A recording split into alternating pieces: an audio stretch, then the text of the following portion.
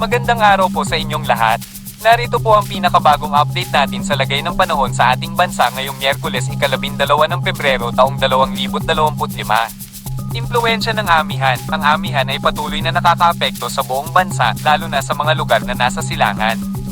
Dahil dito, inaasahan ng maulap na kalangitan at pag-ulan sa mga sumusunod na lugar, Cagayan Valley, Isabela, Quezon. Ang natitirang bahagi ng Luzon ay inaasahang magkakaroon ng maayos na panahon, ngunit may posibilidad ng mahinang pag-ulan sa Ilocos Region.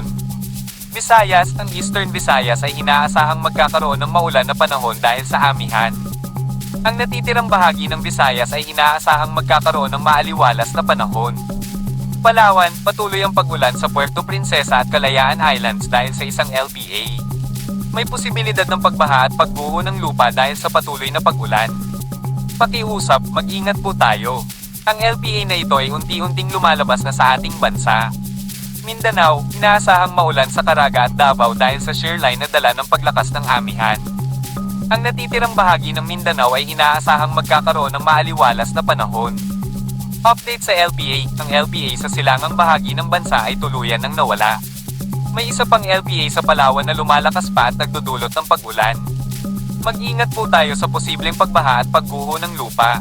Payo, maging alerto po tayo sa posibleng pagbaha at pagguho ng lupa, lalo na sa mga lugar na matagal nang nakakaranas ng pag-ulan. Pakisubaybayan po ang aming mga ulat para manatili kayong updated.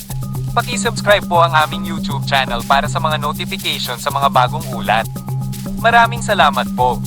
Dumako naman tayo sa ating partner para sa mga karagdagang impormasyon sa loob ng ating bansa. Para naman sa lagay na ating panahon sa Luzon, inaasahan nga natin na yung northeast monsoon o amihan magdadala pa rin ng mga paulan sa Cagayan Valley or sa may Cagayan, sa may Isabela, Aurora at hilagang parte nga ng Quezon at Cordillera Administrative Region. Mas magandang panahon na sa nalalabing bahagi ng Luzon kung saan inaasahan nga dito sa may bandang Ilocos na may mga mahinang pag-ulan. At inaasahan din naman natin ilang parte ng Metro Manila may mga tsansa ng mga localized thunderstorms. Although sa may Palawan area, posible pa rin magdala ng paulan yung trough ng low pressure area. Agwat ang temperatura sa Metro Manila ay 24 to 30 degrees Celsius. 20 to 28 degrees Celsius sa Tugigaraw at Tagaytay. 14 to 24 degrees Celsius sa may Baguio. 23 to 33 degrees Celsius sa may Lawag at 24 to 28 degrees Celsius sa may Legazpi. Agwat naman ang temperatura sa Puerto Princesa, pati na rin sa Kalayaan Islands ay 24 to 29 degrees Celsius.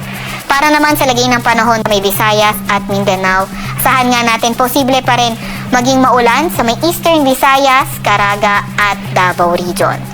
Kaya ingat pa rin lalo na sa mga inuulan ng mga nakaraang araw pa sa mga banta ng pagbaha o hindi kaya pagguho ng lupa. And then sa nalalabing bahagi ng Visayas at Mindanao, fair weather conditions na, pero may mga tsansa pa nga rin ng mga localized thunderstorms. Agwat ng temperatura sa Cebu at Cagayan de Oro, 25 to 31 degrees Celsius. 25 to 30 degrees Celsius sa may Iloilo, 24 to 29 degrees Celsius naman sa may Tacloban. 25 to 32 degrees Celsius sa may Davao, at 24 to 33 degrees Celsius sa may Zamboanga. Wala na tayong nakataas na gale warning sa kahit na anong dagat baybay ng ating bansa. Pero ingat pa nga rin sa papalaot sa seaboards ng Luzon at eastern seaboard ng Visayas at Mindanao dahil magiging katamtaman hanggang sa maalon ng karagatan.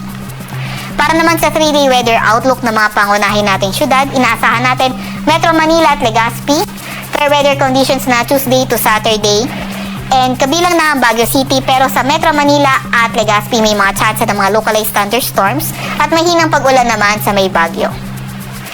Para naman sa mga pangunahing syudad sa may Visayas, sa Tacloban until Thursday, posible pa rin maging maulan, pero improving weather na pagdating ng Friday at Saturday. Sa Metro Cebu naman at Iloilo, nasahan nga natin sa mga susunod na araw, posible pa rin na magpatuloy ang fair weather conditions, pero may pulong-pulong pag-ulan, pagkidlat at pagkulog pa rin tayo. Sa Metro Cebu, 32 degrees Celsius ang pinakamataas sa temperatura, 32 degrees Celsius din ang pinakamataas sa temperatura sa Iloilo City, at 24 to 31 degrees Celsius ang agwat ng temperatura sa Tacloban City. Para naman sa mga pangunahing syudad sa Mindanao, nakikita natin ang pagbuti ng panahon sa Metro Davao At nakikita naman natin Cagayan de Oro at Zamboanga City patuloy pa rin na ang fair weather conditions at may mga tsansa ng mga localized thunderstorms. 25 to 32 degrees Celsius sa agwat ang temperatura sa Metro Davao, 24 to 31 degrees Celsius sa Cagayan de Oro City, at 23 to 34 degrees Celsius naman sa may Zamboanga City. Meron din naman tayong nilalabas na weather advisory. Ito ay nilabas kanina alas 5 ng hapon kung saan katamtaman hanggang sa malalakas na pag-ulan, posible sa Cagayan, Isabela, Aurora, at Quezon. Kapag moderate to heavy yung mga pag-ulan natin, posible yung 50 to 100 millimeters na mga pag-ulan. Localized flooding posible sa mga areas na urbanized, low-lying, o hindi kaya malapit sa river at landslide. Ito ay ngayon hanggang bukas ng hapon. Thursday ng hapon, posible din yung moderate to heavy na mga pag-ulan sa Cagayan, Isabela, at Aurora. Sa Kalakang, Maynila, ang araw ay lulubog ng 5:59 ng hapon at sisikat ng 6:21 ng umaga.